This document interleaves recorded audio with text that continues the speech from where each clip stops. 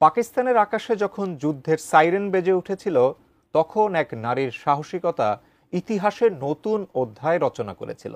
ভারতের রাফাল যুদ্ধবিমান ধ্বংস করে দেশটির আকাশ রানী হিসেবে আত্মপ্রকাশ করেন এই নারী। নাম আয়েশা ফারুক। কে এই আয়েশা? তার জীবনের প্রস্তুতি বা কেমন ছিল যুদ্ধ জয়ের জন্য? বিস্তারিত জান্নাতুন নাহার জেরির ডেস্ক রিপোর্টে। ৭ মে রাত, চারদিকে গভীর নিস্তব্ধতা, আর তখনই ধোঁয়ায় ঢেকে গেছে আকাশ। রানার সিগন্যালে জ্বলছে লাল বাতি। পাকিস্তানের আকাশে ঢুকে পড়েছে ভারতের যুদ্ধবিমান রাফাল। মুহূর্তের মধ্যে পরিস্থিতি বদলে যায়।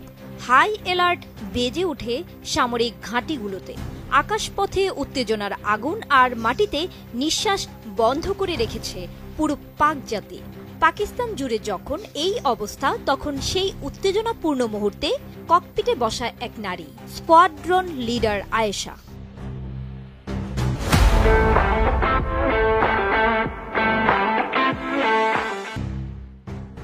কথায় আছে, যে রাধে সে চুলো বাঁধে। স্কোয়াড্রন লিডার আয়েশা ঠান্ডা মাথায় চোখ রেখেছিলেন স্ক্রিনে। নিখুঁত নিশানা বেঁধে দিলেন কমান্ডো লক অন টার্গেট। মাত্র কয়েক সেকেন্ডের মধ্যে জেট-এনসি বিমানের আঘাতে ছিন্ন ভিন্ন হয়ে যায় ভারতীয় রাফাল যুদ্ধ বিমানটি।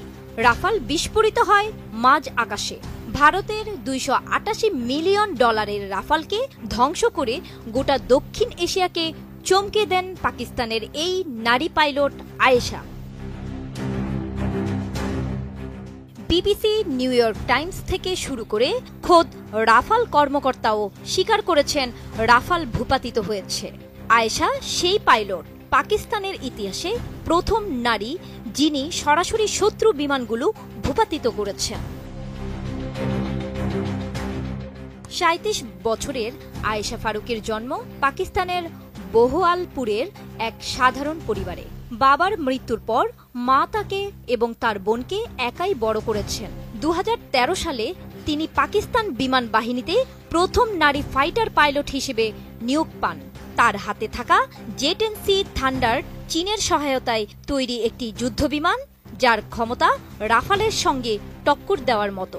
সীমান্তে উত্তেজনার মাঝে আয়েশার নেতৃত্বে চালানো এ মিশন তাকে পাকিস্তানের ওয়ান হিরো বানিয়েছে।